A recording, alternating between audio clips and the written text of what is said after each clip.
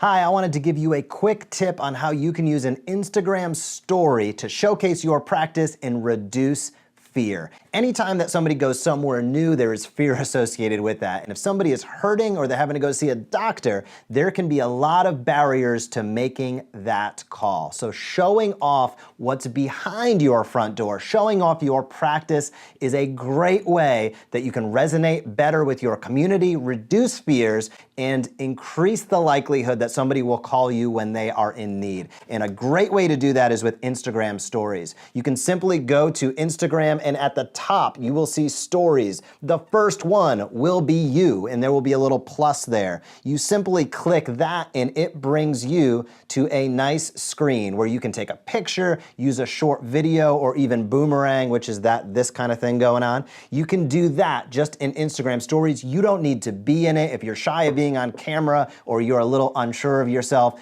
don't hesitate. Point the camera away, showcase an office, a treatment room, or maybe even the front desk staff at your practice. Get people engaged and exposed to what goes on behind the scenes of your office, make them feel more comfortable, and they are much more likely to ask you to be their chiropractor.